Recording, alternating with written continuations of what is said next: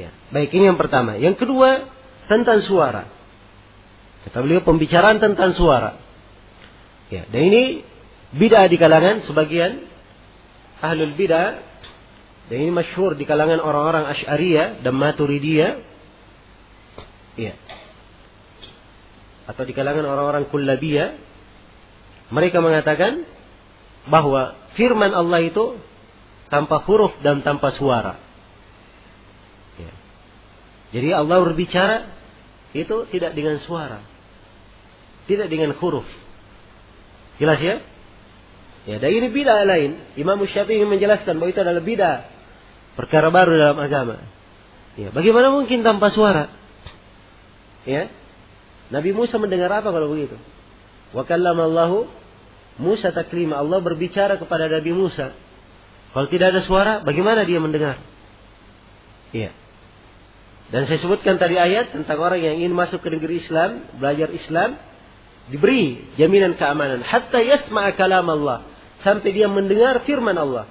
Dimaklumi ya, dia mendengar dari siapa? Ya. Dari orang yang membaca. Menunjukkan bahwa kalam Allah itu didengar. Didengar. Iya. Baik. Jadi ini dari dalil-dalil yang menunjukkan bahwa Al-Quran itu dengan kalam Allah itu dengan suara. Firman Allah itu dengan suara. Apalagi kalau kita lihat dari akar bahasa. Ya. Kalam itu dalam bahasa Arab asal katanya dari 3 huruf. Kaf, lam, dan apa? Mim. Iya. Ini 3 kata ini, 3 huruf ini kalau dikumpulkan bersama, ini selalu menunjukkan makna yang tampak, yang jelas di dalam bahasa Arab. Ya. Karena itu kata-kata yang terangkai dari 3 huruf ini, itu menunjukkan hal yang tampak. Saya beri contoh misalnya, kata lakama.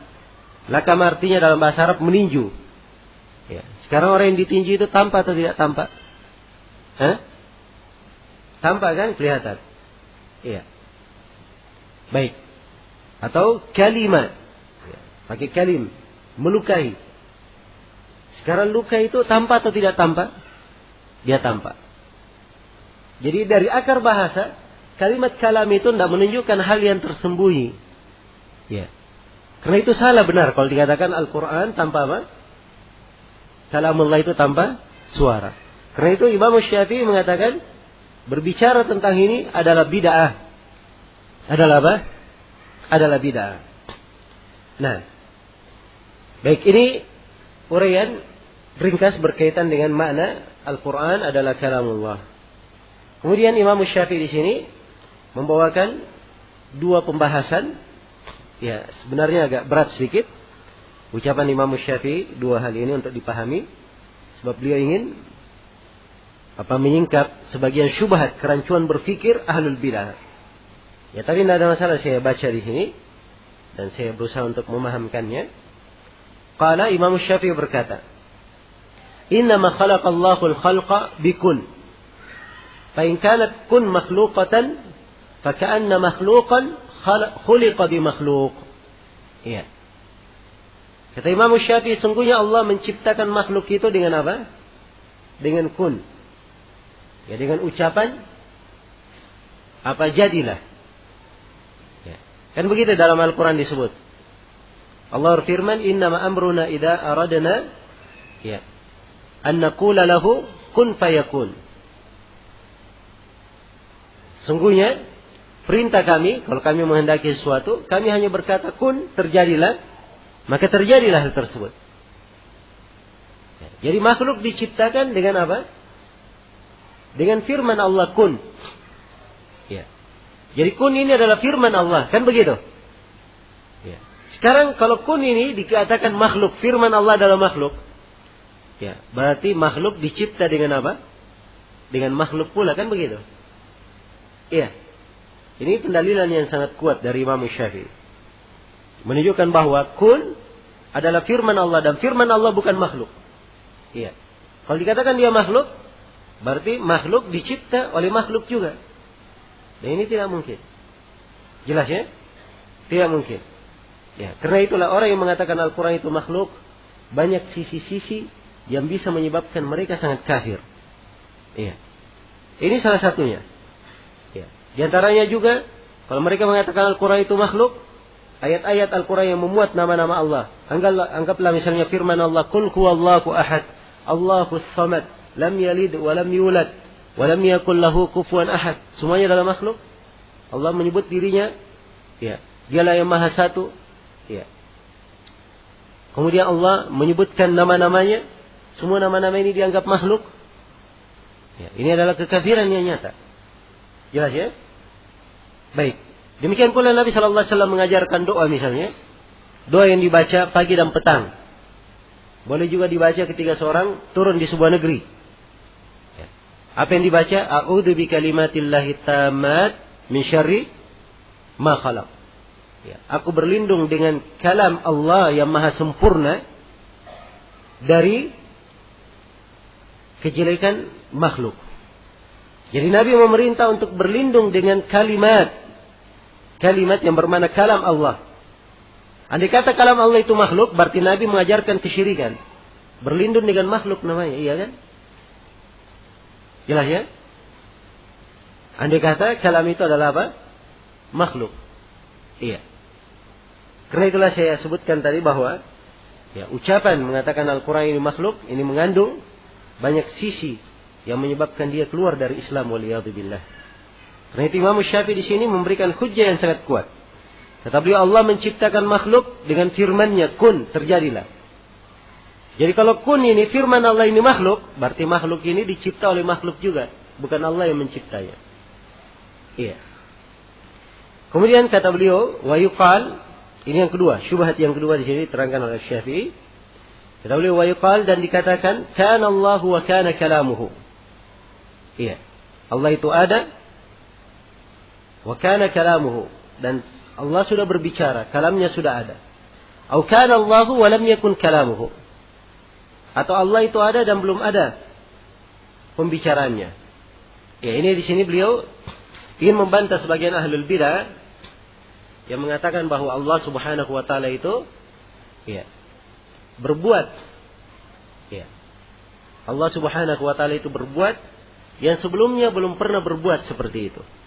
Allah berbicara sebelumnya belum pernah berbicara. Jelas ya? Maka Imam Syafi'i memberikan dua konsekuensi. Sekarang kamu pilih. Kalamullah itu Allah sudah ada dan Allah telah berbicara, atau Allah ada dan Allah belum berbicara. Hanya ada dua pilihan. Jelas ya? Kemudian kata Syafi'i, "Faman aqarra bi anna Allah kana haitsu kana qabla al-fi'l wa kana kalamuhu." Ya. Siapa yang mengakui bahwa Allah itu ada sebelum terjadinya perbuatan dan Allah sudah berbicara, famin aina lahul kalam fi anna kalam Allah siwa Allah atau ghairullah atau dunallah. Ya, maka bagaimana mungkin dia bisa mengatakan bahwa firman Allah itu adalah selain Allah, bukan Allah atau berbeda dengan Allah. Nah, jadi sekarang ahlul bidah kalau dikatakan Allah itu makhluk, ya mereka tentunya berkata, "A'udzubillah." Tidak mungkin kita katakan Allah itu makhluk. Baik, kalau begitu kenapa kalian katakan bahwa firman Allah adalah makhluk? Padahal itu adalah sifat Allah. Iya. Jelas ya? Padahal itu adalah sifat Allah. Nah, jadi kalau diakui bahwa itu adalah kalam Allah, firman Allah, maka firman Allah adalah sifat Allah. Tidak boleh dikatakan bahwa firman Allah itu bukan Allah atau selain Allah dan yang semisal dengannya. Iya. Ini makna yang ingin ditekankan di sini oleh Imam Syafi'i rahimahullah. Ya, dan seperti yang saya katakan tadi, dua pembahasan ini kadang agak rumit dicermati, karena ini sebenarnya pembahasan perlu banyak pendahuluan, ya, perlu banyak pembahasan sebelumnya. Namun waktu membatasi kita, saya hanya ingin menguraikan maksud dan makna yang diinginkan oleh Imam Syafi'i. Ya, beliau di sini ingin membantah dua kerancuan pemahaman di kalangan sebagian ahlul bidah, orang-orang yang mengikuti perkara baru dalam agama. Imam Syafi'i ingin menerangkan kesalahan mereka. Baik, selesai sudah pembahasan tentang sifat al-kalam, bahwa Allah disifatkan dengan sifat berbicara.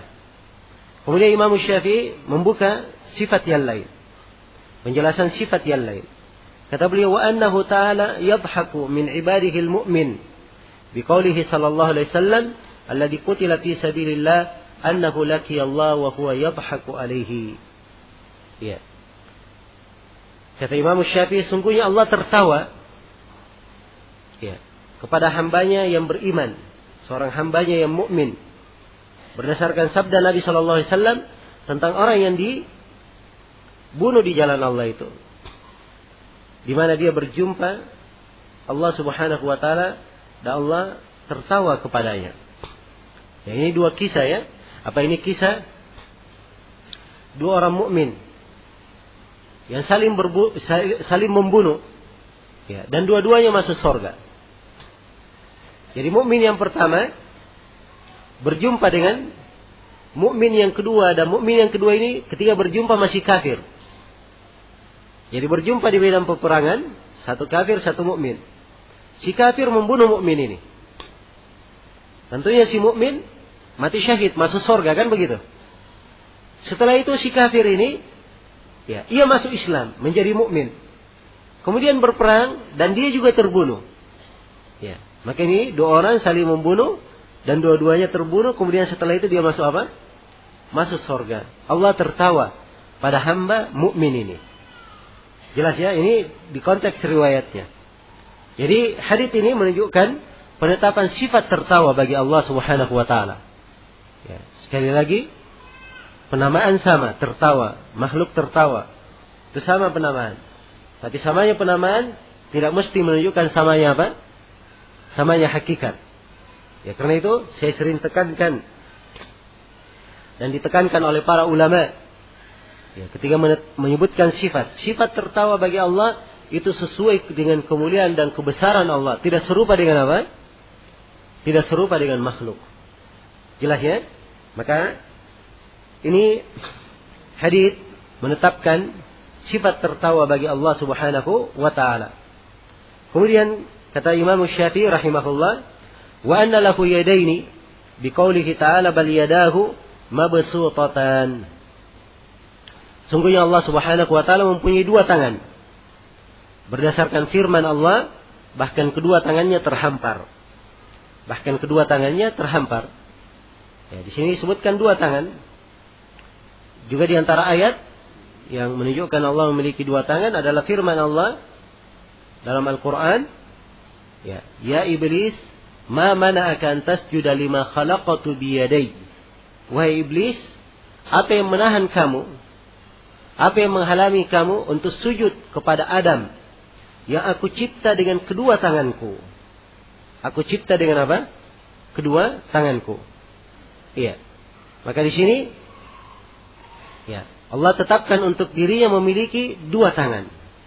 Ingat ya, tangan di sini tangan hakiki. Iya. Tangan dimaklumi maknanya dari sisi bahasa. Apa itu tangan? Ya. Tapi harus diketahui bahwa adanya kesamaan dalam penamaan belum tentu menunjukkan sama hakikatnya. Ya, karena itu kita tetapkan tangan bagi Allah sesuai dengan kemuliaan dan kebesarannya. Pasti tidak serupa dengan makhluk. Tidak serupa dengan apa? Dengan makhluk. Maka ini kita yakini bagi Allah Subhanahu wa taala. Jelas ya? Nah, ya, jangan ada yang menafsirkan tangan, ditafsirkan dengan makna kekuasaan, kekuatan. Ya, dan ini keliru ya, tafsiran ini. Ya, di sebagian terjemahan Al-Quran, ada yang menerjemahkan ayat itu, kenapa engkau tidak sujud kepada Adam yang aku cipta dengan kedua tanganku? Dia terjemahkan dengan kekuasaanku. Ya, ini namanya memalingkan. Memalingkan apa? Memalingkan makna dari sifat Allah. Ya. Jelas ya? Dan ini kekeliruan, dan ini dari perbuatan ahlul bidah. Ya. Di dalam menerjemah bukan seperti yang diinginkan oleh Allah Subhanahu wa taala dan Rasulnya. Jadi penetapan kedua tangan ditetapkan, dua tangan bagi Allah sesuai dengan kemuliaan dan kebesaran Allah. Kita punya kaidah, laisa kamitslihi syai'un wa huwa as-sami'ul basir.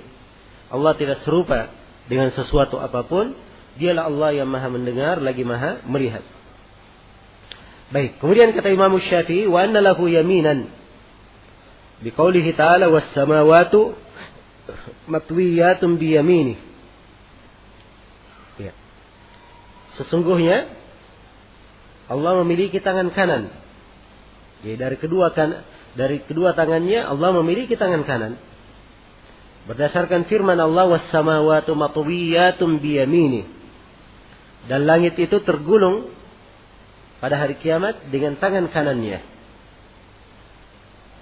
Ya, kemudian Imam Syafi'i menambah lagi penjelasan sifat yang lain. Kata beliau, wa anna lahu asabi'. Biqaulihi sallallahu alaihi wasallam, ma min qalbin illa wa huwa baina isba'aini min asabi'ir rahman. Ya, tidak ada satu hati pun kecuali hati itu berada antara dua jari dari jemari-jemari Allah Ar-Rahman. Ini menunjukkan bahwa Allah disifatkan memiliki jari jemari. Iya. Jelas ya, dimiliki jari jemari. Iya. Jadi hati, ya, perhatikan ya Imam Syafi'i. Tiap kali beliau menetapkan sifat pasti ada ayat Al-Quran dan hadits Rasulullah yang menjelaskan. Nabi bersabda, hati hamba itu antara dua jari jemari. Antara dua jari dari jari jemari Allah Subhanahu wa taala. Allah bolak-balikkan sesuai dengan kehendaknya. Karena itu kita diperintah oleh Nabi sallallahu alaihi wasallam untuk berdoa, ya muqallibal qulub, tsabbit qalbi ala dinika wa ta'atik. Ya Allah yang membolak-balikkan hati, kokohkanlah hatiku di atas apa? Di atas agama dan ketaatan kepadamu. Nah, ini manfaat seorang mempelajari sifat-sifat. Jadi ketika dia tahu hati hamba berada antara dua jari Allah, dibolak-balikkan sesuai dengan kehendaknya, iya. Maka ini memberikan makna keimanan yang sangat mendalam dalam dirinya. Ya, ia tahu bahwa dia adalah seorang manusia, tidak ada yang menjamin. Ya, ia selalu berada di atas petunjuk. Tidak ada yang menjamin dia aman dari kesesatan. Ya, mungkin saja syaitan akan menyesatkannya, ya, memalingkannya dari ketaatan. Karena itu hendaknya selalu dia bermohon kepada Allah. Selalu dia bermohon kepada Allah supaya dikokohkan di atas agama. Supaya dikokohkan di atas agama. Iya. Kemudian kata beliau, anna lahu qadaman biqaulihi sallallahu alaihi wasallam hatta yada'u rabbu ta'ala fiha qadamah. Dan Allah itu memiliki kaki. Ya, berdasarkan sabda Nabi, ini juga dalam hadis riwayat Bukhari dan Muslim. Ya, berdasarkan sabda Nabi sallallahu alaihi wasallam, ya, hingga Allah meletakkan kakinya, ya, di neraka. Ini kisahnya tentang apa? Sorga dan neraka, ya. Ya, sorga itu ketika penduduk sorga masuk, masih ada yang kosong dari sorga ini. Maka Allah menghidupkan makhluk-makhluk yang mengisi kekosongan sorga. Adapun neraka, sudah dilemparkan seluruh penghuni neraka di dalam neraka. Neraka masih berkata, hal mim mazid, hal mim mazid. Apakah masih ada tambahan? Apakah masih ada tambahan? Terus dia meminta tambahan neraka. Sampai Allah meletakkan kakinya di neraka. Neraka pun apa? Mengecil, ya, sebagian dari dirinya menyempit sampai neraka berkata, cukup, cukup, cukup. Jelas ya? Maka ini ayat atau ini hadits menjelaskan bahwa Allah meletakkan kakinya di neraka. Ini penetapan kaki bagi Allah. Kita wajib imani sesuai dengan apa? Kemuliaan dan kebesaran Allah. Ya. Ini memberikan kepada kita makna yang agung. Bagaimana kebesaran dan keagungan Allah Subhanahu wa taala. Nah, kemudian ya. Kata beliau, wa annahu fawqal arsy. Ini penyebutan sifat berikutnya. Bahwa Allah Subhanahu wa taala itu di atas arsy-Nya. Allah di atas arsy-Nya. Biqaulihi, ya, berdasarkan firman Allah taala, tsumma stawa 'alal arsy. Kemudian Allah beristiwa di atas arsy-Nya. Wa biqaulihi, dan berdasarkan firman Allah, Ar-Rahman 'alal arsy istawa. Allah Ar-Rahman di atas arsy-Nya beristiwa. Arsy itu apa? Arsy secara bahasa itu adalah singgasana raja. Ya. Tempat duduk raja itu disebut arsy. Sarirul Malik. Ya. Tempat duduk ia bersandar itu dikatakan arsy. secara bahasa. Baik. Nah, ini makna arsy ya dimaklumi secara bahasa. Ya. Kalau kita berbicara sekali lagi tentang perkara yang gaib, ya, makna bahasanya ada dimaklumi, tapi hakikatnya tidak ada yang pernah melihat. Karena itu tidak boleh ada penggambaran di dalam benak. Ya. Oh, singgasana raja, mungkin singgasana yang biasa kita lihat. Ya. Kalau ada raja-raja misalnya yang digambarkan duduk. Oh, atau mungkin seperti kursi kalau kita duduki. Ini penggambaran dari syaitan ya, kalau dia menggambarkan apa? Bagaimana? Apa? Arsy Allah Subhanahu wa taala. Iya. Maka kita yakini adanya arsy Allah. Dan Allah kabarkan bahwa arsy-Nya itu ada tiang-tiang yang menyangganya. Ada qawaim. Ya, arsy itu mempunyai qawaim. Ya, berdasarkan hadis tentang syafaat atau tentang kejadian pada hari kiamat, ya, ketika seluruh makhluk dibangkitkan, maka Nabi yang paling pertama, Nabi Muhammad yang paling pertama sadar, terjaga.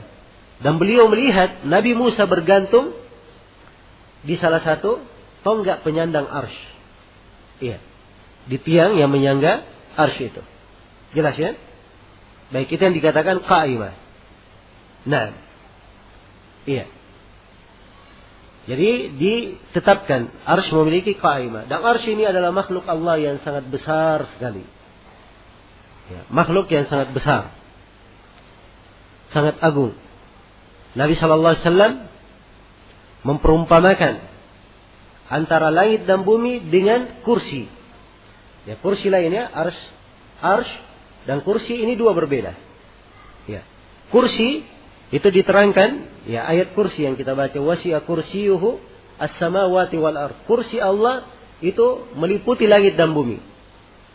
Kursi ini diterangkan oleh Ibnu Abbas dengan sanad yang sahih, kursi adalah tempat kedua kaki Allah Subhanahu wa taala. Jelas ya? Ini keterangan di Ibnu Abbas dan ini mempunyai hukum marfu'. Iya. Rasulullah memperbandingkan antara kursi, antara langit dan bumi dengan kursi. Ya, Nabi berkata perumpamaan langit dan bumi dengan kursi itu seperti gelang. Seperti gelang dilempar di padang pasir yang sangat luas. Ya. Jadi gelang dilempar di mana? Di padang pasir yang sangat luas. Ya. Ini menunjukkan luasnya apa? Luasnya al-arsy. Ya, langit dan bumi itu seperti gelang. Ya. Dan kursi seperti apa? Padang pasir yang sangat luas. Seperti padang pasir yang sangat luas. Kemudian Nabi memperbandingkan antara kursi dan arsy. Perbandingan antara kursi dan arsy itu sama seperti gelang juga dilemparkan di padang pasir yang sangat luas. Jelas ya? Seorang mukmin yang mendengarkan hadis yang seperti ini, ya, akan tertanam di dalam dirinya keagungan Rabb-Nya, kebesaran Allah yang memiliki makhluk-makhluk yang maha besar seperti ini. Ya. Jelas ya? Maka ini menambah keimanan di dalam hatinya, pembesaran kepada Allah Subhanahu wa taala, Rabbul Arsyil Azim, Rabb yang memiliki arsy yang maha agung. Jelas ya? Baik. Jadi Allah di atas arsy-Nya. Iya. Diterangkan ayat di sini oleh Imam Syafi'i, "Tsumma stawa 'alal arsy." Kemudian Allah beristiwa di atas arsy.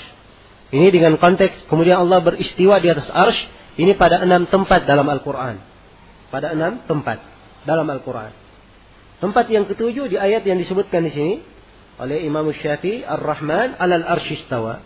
Allah Ar-Rahman di atas arsy-Nya beristiwa. Ya, jadi penyebutan sifat istiwa itu, Allah beristiwa di atas arsy, itu disebutkan di 7 ayat dalam Al-Quran. Tidak ada ayat yang ke-8. Ya, pada berapa? Pada 7 ayat. Allah beristiwa di atas arsy-Nya. Apa arti istiwa? Ini istiwa biasanya di terjemahan Al-Quran dengan kata bersemayam. Allah bersemayam di atas arsy-Nya. Ya, dan ini penerjemahan saya anggap penerjemahan yang keliru. Ya. Jelas ya? Karena itu dari tadi saya hanya membahasakan dengan kata beristiwa. Ya. Karena di kosakata bahasa Indonesia ini banyak kata-kata yang asalnya dari bahasa Arab. Kita juga pakai dalam bahasa Indonesia. Apa salahnya saya terangkan arti istiwa dalam bahasa Arab dan kata istiwa kita Indonesiakan saja dengan bahasa istiwa. Ya, jelas ya? Jadi Allah beristiwa di atas arsy-Nya. Apa istiwa dalam bahasa Arab? Para ulama menyebutkan 4 makna untuk istiwa. Istiwa yang pertama bermakna al-ulu, bermakna ketinggian. Iya. Bermakna ketinggian. Kemudian yang kedua istiwa bermakna al-irtifa, yang di atas. Sesuatu yang paling di atas, meninggi.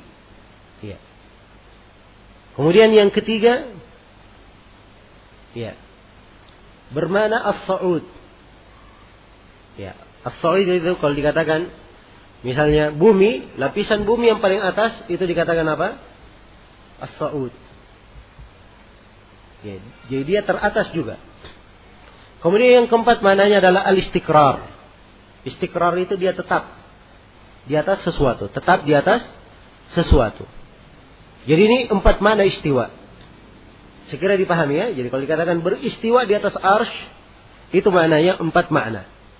Ya. Tinggi, tetap di atas arsy. Ya. Jelas ya? Ini makna istiwa. Ya. Tadi saya katakan tidak dibahasakan dengan kata bersemayam. Sebab kata bersemayam itu, kalau kita lihat di kamus bahasa Indonesia, salah satu maknanya dia duduk di atas arsy. Ya, dan beda ya kata duduk dengan kata istiwa dalam bahasa Arab. Ya, yang ada dalilnya hanya istiwa. Adapun duduk itu tidak ada dalilnya. Jelas ya? Karena itu tidak boleh kita bahasakan dengan kata bersemayam. Sebab kata duduk ini perlu dalil untuk menetapkan. Dan juga tidak boleh kita nafikan. Sebab ini dari hal yang seperti ini, ya perkara yang tidak ada dalilnya kita tidak tetapkan dan tidak pula kita apa? Kita nafikan. Dalam keadaan yang seperti ini, sebab maknanya juga bukan makna yang salah. Ya, maka tidak kita tetapkan, tidak pula kita apa? Kita nafikan. Ya. Yang jelas dibahasakan dengan bahasa istiwa. Kemudian Allah beristiwa di atas arsy-Nya. Ya. Dan ini penyebutan bahwa Allah di atas arsy ini adalah menunjukkan sifat ketinggian Allah. Bahwa Allah itu maha tinggi. Allah di atas arsy. Dan arsy Allah itu di mana? Di atas langit. Iya, di atas langit. Arsy Allah di atas langit. Iya. Sorga lapisan yang paling atas, sorga Firdaus, atapnya adalah arsy Allah Subhanahu wa taala. Iya. Maka ini menunjukkan sifat ketinggian Allah Subhanahu wa taala. Jadi peringatan bagi kita semua akan sebuah keyakinan yang keliru di tengah masyarakat kita. Ya. Keyakinan yang tersebar di masyarakat, mereka berkata bahwa Allah di mana-mana. Ya. Mereka berkata, ya kalau bahasa Indonesia biasanya dibahasakan Tuhan di mana-mana. Ya. Ini sudah menjadi judul ungkapan, ya. Bahkan kadang menjadi judul sinetron, ya. Tuhan di mana-mana. Nah, ini keyakinan yang keliru. Allah Subhanahu wa taala itu tidak di mana-mana. Dan Allah beristiwa di atas arsy. Allah itu maha tinggi. Karena itu Allah Subhanahu wa taala menyebut namanya 3 dengan 3 nama, semuanya bermakna maha tinggi. Al-Ali yang maha tinggi, Al-A'la juga maha tinggi, Al-Muta'ali maha tinggi. 3 nama. Ya. Ketinggian Allah mencakup ketinggian zatnya. Allah maha tinggi zatnya di atas arsy, di atas langit. Dan mencakup ketinggian kekuatannya. Tidak ada yang lebih kuat daripada Allah. Dan mencakup ketinggian kekuasaannya. Jelas ya? Ini cakupan ketinggian Allah Subhanahu wa ta'ala. Yang di mana-mana itu adalah ilmu Allah. Allah mengetahui apa saja yang dilakukan oleh hamba. Tapi zat Allah, Allah Subhanahu wa ta'ala berada di mana? Di atas arsy. Karena itu keliru kalau mengatakan Allah di mana-mana. Iya. Dan ini keyakinan, naudzubillah, mengandung perkara-perkara yang batil. Kalau dikatakan Allah itu di mana-mana, berarti Allah itu banyak. Ya kan? Kalau di mana-mana kan di semua penjuru, berarti Allah itu banyak. Naudzubillah. Ya, kalau dikatakan Allah di mana-mana, berarti Allah itu, ya maaf, kadang mungkin berada di tempat-tempat yang kotor. Ya, dan ini naudzubillah. Kita mensifatkan Allah dengan sifat yang tidak layak. Ya. Allah menyebutkan keagungannya. Allah maha tinggi di atas arsy-Nya. Ya, karena itu Imam Syafi'i di sini menekankan makna ini, bahwa Allah di atas arsy, beristiwa di atas arsy-Nya. Beliau membawakan ya dalil dari Al-Quran. Dan ini semuanya pada 7 tempat dari Al-Quran. Tsumma stawa 'alal arsy, 6 tempat. Ar-Rahman 'alal arsy istawa, ini pada 1 tempat di surah Thaha. Ar-Rahman, Allah beristiwa di atas arsy-Nya. Jelas ya? Baik, ini penjelasan tentang sifat istiwa. Ketinggian Allah, Allah beristiwa di atas arsy-Nya. Kemudian berikutnya, kata Imam Syafi'i rahimahullah, iya. Kata beliau, wa annahu yahbitu kulla lailatin ila as-sama'id dunya kaifa sya'a bi khabari ar-rasuli sallallahu alaihi wasallam bidzalik. Ini penjelasan sifat berikutnya. Imam Syafi'i telah menekankan bahwa Allah istiwa di atas arsy-Nya. Ya.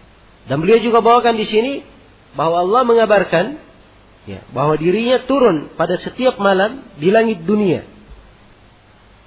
Ya. Kata Imam Syafi'i, kaifa sya, sesuai dengan kehendak Allah. Bi khabarir Rasul sallallahu alaihi wasallam bidzalik, berdasarkan hadits Rasulullah sallallahu alaihi wasallam tentang hal ini. Ya, jadi Nabi mengabarkannya dan haditsnya mutawatir. Ya. Hadits yang menjelaskan bahwa Allah turun ke langit dunia di sepertiga malam terakhir, itu haditsnya apa? Haditsnya mutawatir. Ada beberapa riwayat, sepertiga malam terakhir, seperdua malam terakhir. Ya, ada riwayat yang lain. Jelas ya? Dan ini riwayat semuanya kita yakini. Ya. Mungkin kadang sepertiga malam terakhir, kadang seperdua malam terakhir. Yang jelas kita yakini bahwa Allah turun ke langit dunia. Ya. Di sepertiga malam terakhir Allah berfirman, ya, hal min da'in fa astajibalah. Apakah ada yang berdoa, saya akan kabulkan doanya, aku akan kabulkan doanya. Hal min sa'ilin fa u'tiyah. Apakah ada yang meminta, memohon, aku akan memberikan permohonannya. Ya. Hal min mustaghfirin fa aghfiralah. Apakah ada yang memohon ampun, aku akan mengampuninya. Ya. Jelas ya? Bagi seorang mukmin yang mendengarkan hadits yang seperti ini, makna keimanan sangat tertanam di dalam dirinya. Oh, ia tahu bahwa Allah turun ke langit dunia sepertiga malam terakhir. Maka sepertiga malam ini yang terakhir, dia gunakan untuk menegakkan ibadah kepada Allah. Dia melakukan salat malam. Ya. Dia melakukan ibadah kepada Rabb-Nya di sepertiga malam terakhir. Ini makna keimanan yang tertanam. Ya. Jelas ya? Dia yakin bahwa Allah turun ke langit dunia. Tidak usah dia sibukkan bagaimana turunnya, bagaimana turunnya dan seterusnya. Itu adalah bisikan syaitan. Ya. Kewajiban dia meyakini Allah turun ke langit dunia. Ya. Sepertiga malam terakhir, sesuai dengan kemuliaan dan kebesarannya. Turunnya pasti tidak sesuai, pasti tidak sama dengan turunnya makhluk. Dan kita yakini bahwa itu adalah malam penuh dengan kemuliaan. Ya. Sepertiga malam terakhir ini waktu doa itu mustajabah. Allah subhanahu wa ta'ala memperhatikan apa yang diminta dan dimohonkan oleh hamba yang meminta dan bermohon pada malam itu. Jelas ya? Baik. Dan sekali lagi hadits yang menjelaskan tentang ini adalah hadits yang mutawatir. Kemudian kata Imam Syafi'i, wa u'minu birru'ya kama jaa fil hadits. Ya, dan aku menetapkan tentang ru'ya, ya, bahwa Allah dilihat sebagaimana yang akan datang dalam hadits. Ya. Khusus tentang Allah dilihat ini Imam Syafi'i akan menjelaskan sebentar lagi. Kita akan bahas nanti lebih detail di ucapan Imam Syafi'i berikutnya. Ya, baik, selesai sudah. Di sini Imam Syafi'i telah menerangkannya banyak sifat-sifat Allah Subhanahu wa taala. Ya. Dan yang beliau terangkan di sini bukan seluruh sifat-sifat. Ini penjelasan sebagian. Agar supaya kita menanamkan di dalam diri kita makna sifat-sifat ini. Kemudian Imam Syafi'i berkata, "Wa nahnu nuthbitu hadhihi sifat wa nanfi at-tashbih kama nafa dhalika an nafsihi ta'ala dzikruhu faqala laysa kamitslihi syai'un wa huwa as-sami'ul basir." Kata Imam Syafi'i rahimahullah, dan kami menetapkan sifat-sifat ini. Kami menetapkan sifat-sifat ini. Ya. Jadi seluruh sifat yang beliau telah sebutkan. Ya, sudah berlalu ya penyebutan sifat wajah, sifat pendengaran, sifat penglihatan, sifat kedua mata, sifat berbicara. Ya, kemudian sifat tertawa, sifat kedua tangan, tangan kanan, kemudian sifat jari jemari, sifat kaki, kemudian sifat istiwa, kemudian sifat Allah turun ke langit dunia. Dan beliau terangkan tentang masalah Allah dilihat pada hari kiamat. Seluruh hal ini kata Imam Syafi'i kita tetapkan. Semuanya kita tetapkan.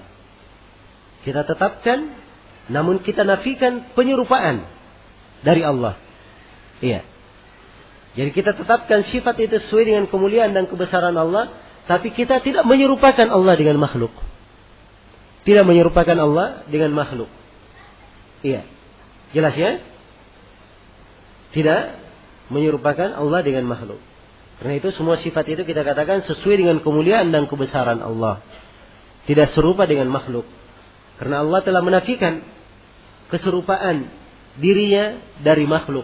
Sebagaimana dalam firman-Nya, "Laisa kamitslihi syai'un wa huwas samiul basir." Allah itu tidak serupa dengan sesuatu apapun. Dialah Allah yang Maha mendengar lagi Maha melihat. Iya. Jadi ayat ini laisa kamitslihi syai'. Tidak ada suatu apapun yang semisal dengan Allah. Ya, tidak ada yang serupa dengan Allah. Dan ini ayat banyak mananya dalam Al-Quran. Lam yakul lahu kufuwan ahad. Tidak ada yang sebanding dengan Allah. Hal ta'lamu lahu samia. Ya. Apakah kamu tahu ada yang semisal dengan Allah? Ini tantangan. Apakah engkau tahu ada yang semisal dengan Allah? Jawabannya tidak ada yang semisal dengan Allah. Jelas ya? Dan makna ayat ini sangat banyak di dalam Al-Quran. Wa huwas samiul basir. Dan dialah Allah yang Maha mendengar lagi Maha melihat. Kemudian kata beliau, wa anna Allah Ta'ala yura fil akhirah. Iya. Sungguhnya Allah Ta'ala dilihat pada hari kiamat. Pada hari akhirat. Allah dilihat. Yamduru ilaihil mu'minuna iyanan jiharan. Kaum mukminin melihat kepada Allah dengan mata kepala.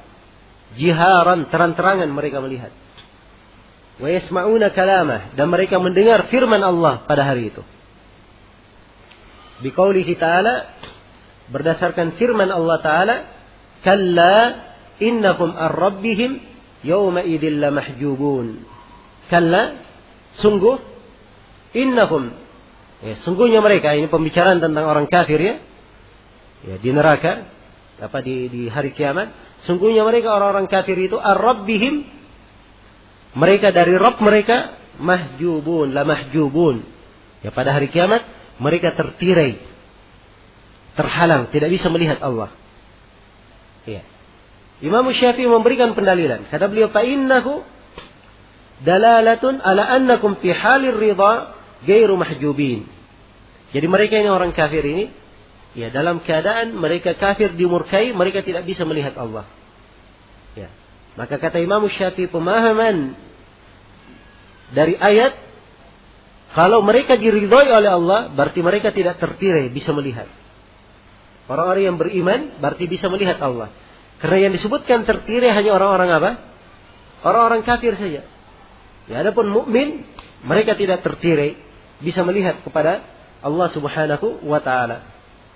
Iya. Jelas ya? Kemudian kata beliau, wa anna awliya'ahu wa anna awliya' Allah Ta'ala yarawnahu ala sifatihi. Dan sungguhnya wali-wali Allah, mereka melihat Allah di atas sifatnya. Ya.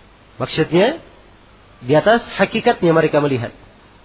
Nah, wa annahum la yudhamuna fi ru'yatihi, ay la yashukkun. Ya, dan sungguhnya mereka ini ya, la yudhamuna, ya mereka apa? Tidak terhalang, tidak ragu di dalam melihatnya. Sebab Allah dilihat dengan sangat jelas. Ya. Ini tentang melihat Allah pada hari kiamat. Dari hal yang ditekankan di sini oleh Imam Syafi'i. Penekanan yang sangat kuat, beliau bawakan ayat Al-Quran. Iya. Karena ayat-ayat Al-Quran, banyak sekali ayat yang menjelaskan bahwa Allah dilihat pada hari kiamat. Ini ayat termasuk keindahan pendalilan Imam Syafi'i. Ya. Pemahaman beliau yang sangat detail di dalam memandang nas-nas Al-Quran. Ya, dan banyak ayat yang lainnya menunjukkan bahwa Allah akan dilihat pada hari kiamat. Di antaranya adalah firman Allah Subhanahu wa taala, ya, wujuhun yawma idin nadhirah ila rabbiha nadhirah. Wajah-wajah pada hari itu berseri-seri. Ya, ini wajah-wajah kaum mukminin. Pada hari itu, pada hari kiamat, berseri-seri, bergembira. Mereka melihat kepada Rabb mereka. Mereka melihat kepada apa? Kepada Rabb mereka. Iya. Baik. Dan diperhatikan ya bahasa dalam ayat. Melihat. Yarawna ar-ru'ya ya. Kalimat ru'ya. Dan kata ru'ya dalam bahasa Arab itu, tidak harus dia lihat seluruhnya. Ya. Tidak harus dia lihat apa? Seluruhnya. Jadi sekarang saya lihat tiang ini. Tiang ini saya hanya lihat bagian depannya saja. Belakangnya saya tidak lihat. Ini dalam bahasa Arab disebut dengan kata apa? Kata ru'ya. Jadi ru'ya itu tidak harus melihat seluruhnya. Jelas ya? Kalau kita paham makna secara bahasa ini, ya maka ini akan memudahkan kita menjawab pendalilan ahlul bidah. Ahlul bidah yang mengingkari bahwa Allah dilihat pada hari kiamat, mereka berdalilkan dengan ayat. La tudrikuhul absar wa huwa yudrikul absar. Wa huwal latiful khabir. Allah itu tidak bisa dicakup dengan pandangan mata. Bahkan dialah Allah yang mencakup seluruh pandangan mata. Ya. Katanya tidak bisa dicakup dengan pandangan mata. Kalau begitu Allah tidak bisa dilihat. Ya, maka ini pendalilan keliru dari ahlul bidah. Bahkan ayat ini adalah dalil bahwa Allah dilihat pada hari kiamat. Iya, jelas ya? Karena itu kalau orang belajar agama itu indah sebenarnya. Dalil apapun yang dipakai oleh orang yang salah, dia berdalilkan dengan ayat apapun, pasti di dalam dalil yang dia pakai ada bantahan untuk mereka sendiri. Jelas ya? Ini sekarang dia berdalilkan dengan ayat ingin mengingkari apa? Mengingkari Allah dilihat pada hari kiamat. Bahkan ayat ini sendiri bantahan. Justru ayat menunjukkan Allah dilihat pada hari kiamat. Sebab yang dinafikan di dalam ayat adalah al-idrak. Al-idrak itu adalah mencakup, melihat dari segala penjuru. Ini memang dinafikan. Jelas ya? Allah menafikan. La tudrikuhul absar. Allah tidak boleh, tidak bisa ditangkap, dicakup oleh pandangan mata. Tidak bisa diliputi. Jelas ya? Adapun ru'ya melihatnya, melihat sebagian, nah ini ru'ya ditetapkan. Jadi idrak tidak bertentangan dengan makna apa? Makna melihat. Ini berbeda.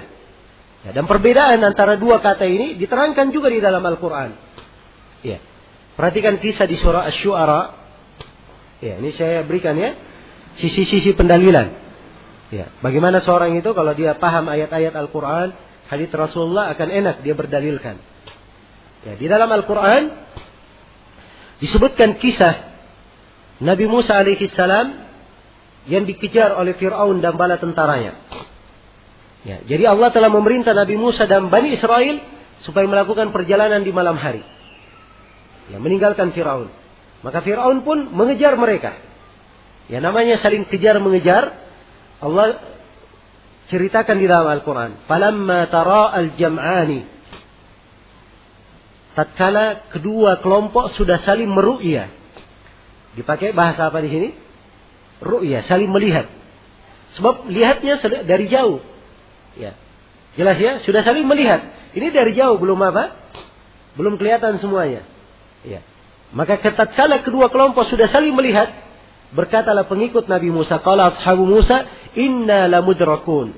Maka berkata pengikut Nabi Musa, sebentar lagi kita akan diidrak, akan dicakup dari segala penjuru. Jelas ya? Jadi dibedakan antara kata ru'ya dan idrak. Ya, jadi saling melihat masih jauh. Ya, pengikut Nabi Musa khawatir sebentar lagi mereka akan terkejar dan dikepung dari segala penjuru. Nah, ini baru idrak namanya. Ya, jelas ya? Ini penggunaan dari sisi bahasa Arab. Karena itu ayat ini memperjelas keyakinan masalah melihat Allah. Karena itu di banyak buku-buku akidah dijelaskan melihat kepada wajah Allah. Sebab itu memang datang dalam sebagian riwayat. Ya, bukan seluruhnya yang dilihat, melihat kepada wajah Allah Subhanahu wa ta'ala. Dan Nabi sallallahu alaihi wasallam memperumpamakan dalam hadits yang mutawatir, innakum tarawna rabbakum kama tarawna al-qamara lailatal badr. La tudamuna fi ru'yatihi. Sungguhnya kalian itu akan melihat Rabb kalian pada hari kiamat seperti kalian melihat bulan di malam purnama. Iya. Bulan di malam purnama. Iya. Ada yang tidak melihatnya? Kabur jelas? Kabur tidak jelas? Ya, jawabannya bulan ini ya terang sekali. Tidak ada awan yang menutupinya. Jelas ya? Sebagaimana kita jelas melihat bulan di malam purnama, maka demikian pula melihat Allah pada hari kiamat sangat jelas sekali, sangat terang. Kemudian dari dalil yang menunjukkan bahwa Allah dilihat pada hari kiamat adalah ayat-ayat yang terdapat di dalamnya penyebutan liqa. Seperti ayat misalnya, "Faman kana yarju liqa'a rabbi", siapa yang mengharap berjumpa dengan Rabbnya. Liqa di sini salah satu penafsirannya adalah dia melihat kepada Allah di hari kiamat. Tapi ada satu ayat dalam Al-Quran, kata liqa di situ tidak ada makna lain kecuali dia melihat dengan kepala mata. Atau dengan mata kepala dia melihat. Iya. Jelas ya? Apa ayatnya? Ayat di surah Al-Ahzab. Allah berfirman, "Tahiyyatuhum yawma yalqawnahu salam." Tahiyat mereka ketika berjumpa dengan Allah, liqa, ketika mereka melihat Allah adalah keselamatan. Kalimat liqa di sini dalam ilmu bahasa Arab tidak ada makna lain kecuali melihat dengan mata kepala. Sebab kata liqa digandengkan dengan kata tahiyah. Ada kata tahiyah. Ya, dan ini menurut Sa'lab, salah seorang pakar bahasa, sebagaimana yang diriwayatkan oleh Ibnu Battah dalam Al-Ibanah. Ya, apabila dua kata ini berkumpul bersama dalam satu ayat, maka itu artinya melihat dengan iyanan, dengan mata kepala melihatnya. Jelas ya? Karena itu ahli sunnah menetapkan bahwa Allah subhanahu wa ta'ala itu dilihat dengan mata kepala pada hari kiamat, bukan dengan mata hati. Iya. Dan ini dijelaskan di sini oleh Imam Syafi'i. Kata beliau, "Wa anna Allah ta'ala yura fil akhirah." Sungguhnya Allah ta'ala dilihat di akhirat. Di akhirat Allah akan dilihat. Dan di akhirat ini Allah dilihat pada dua tempat. Yang pertama di Arafat Al-Qiyamah, di padang mahsyar. Dan yang kedua di sorga. Yang kedua di mana? Di sorga. Ya, dua kali. Ya, Allah subhanahu wa ta'ala dilihat. Adapun di sorga, tentunya yang melihatnya hanya penduduk sorga saja. Orang-orang yang beriman. Adapun di padang mahsyar, ya, tentunya melihat Allah itu adalah kenikmatan. Dan ini hanyalah untuk orang-orang yang beriman. Adapun selain orang yang beriman, orang kafir sudah dimaklumi ayatnya, mereka tertirai, tidak melihat. Adapun kaum munafikin, mereka melihat, tapi bukan melihat dengan pandangan yang menyejukkan. Tidak sama dengan pandangan kaum mukminin. Kaum mukminin melihat Allah dengan penuh kenikmatan, penuh kegembiraan. Adapun kaum munafikin, mereka melihat, iya, dengan penuh kesedihan, penuh ketakutan. Ya, jelas ya? Karena tidak semua orang yang melihat itu bergembira. Iya. Ya, kalau misalnya ada pencuri, melihat polisi datang, dia gembira melihat polisi? Hah? Ya. Karena itu saya katakan tidak semua orang yang melihat itu bergembira. Jelas ya? Baik. Nah ini pembahasan sebenarnya. Ya. Ada urean-urean, dalil-dalil yang cukup banyak dalam hal ini. Namun saya anggap ya, bahwa pokok pembahasan yang ingin ditanamkan di sini oleh Imam Syafi'i, bahwa Allah subhanahu wa ta'ala dilihat pada hari kiamat. Allah subhanahu wa ta'ala dilihat pada hari kiamat. Beliau berkata, "Yamduru ilaikil mu'minuna iyanan jiharan." Kaum mukminin melihat kepada Allah iyanan dengan mata kepala. Jiharan, terang-terangan. Maksudnya jelas sekali dilihatnya. Yasma'una kalama, mereka mendengar firman Allah. Sebab pada hari kiamat setiap orang berbicara kepada Allah. Setiap orang Allah berbicara kepadanya. Di dalam hadits Adi bin Thabit yang diriwayatkan oleh Imam Al-Bukhari dan Imam Muslim, Rasulullah sallallahu alaihi wasallam bersabda, "Ma minkum min ahadin illa sayukallimuhu ar-Rahman, laisa bainahu wa bainahu tarjuman." Tidak seorang pun di antara kalian kecuali Allah Ar-Rahman akan berbicara langsung kepadanya. Tidak ada antara dia dan antara Allah seorang penerjemah pun. Ya, Allah berbicara langsung. Karena itu Imam Syafi'i bahasakan mereka mendengar kalam Allah. Iya. Baik, selesai ya. Kemudian yang perlu saya beri catatan juga di sini, kalimat la yudhamuna fi ru'yatihi. Mereka tidak tertirai atau tidak ragu di dalam melihatnya. Kalimat yudhamun di sini ada dua harokatnya ya, bisa dibaca yudhamun, mimnya ditasydid, yudhamun, dan bisa tidak ditasydid, yudhamuna. Ya, jelas ya. Jadi kalau ditasydid itu artinya ya, kalian tidak berdesak-desakan ketika apa? Ketika melihatnya. Ya, kalau tidak ditasydid, ya, artinya la yudhamun, maksudnya kalian itu tidak ragu, tidak mendapat bahaya ketika melihatnya, terang sekali. Ya. Dan ini bacaan yang kedua ini yang dimaksudkan oleh Imam Syafi'i. Karena itu Imam Syafi'i tafsirkan yakni la yashukkun, yaitu tidak ragu. Berarti beliau memandang bahwa bacaannya tidak ditasydid. Ya, dan memang ini kalimat ya kita baca buku-buku kepada guru dan sebagian dari guru kita hanya memberi harokat tidak ditasydid. Hanya memberi harokat tidak ditasydid. Sebab ini mana yang lebih jelas. Mana yang lebih jelas. Baik, selesai sudah ya pembahasan tentang ru'yah. Ya, pembahasan berikutnya ini pembahasan tentang takdir. Pembahasan tentang masalah takdir. Iya. Ini pembahasan tentang masalah takdir. Ya, kita perlu waktu untuk menjelaskannya. Sekarang waktu sudah berlalu ya, 5 menit. Ya, insyaallah taala nanti kita selesaikan atau kita session yang keempat ini sudah selesai. Insyaallah setelah salat duhur. Ya, di session yang kelima kita akan membuka pembahasan tentang masalah takdir. Ini pembahasan tentang masalah takdir termasuk pembahasan yang sangat penting sekali dan sangat indah di dalam kehidupan kalau kita memahaminya dengan baik. Ya, sebab takdir ini orang yang beriman tentang takdir itu akan memberikan kesejukan di dalam hatinya, ketenangan di dalam hidupnya, akan membuat dia lebih berani di dalam hidup. Kemudian pembahasan tentang takdir ini akan menyebabkan dia tatkala mendapat nikmat tidak terlalu bergembira, ketika tertimpa musibah tidak terlalu bersedih. Ya, akan selalu dia bertawakal kepada Allah Subhanahu wa taala.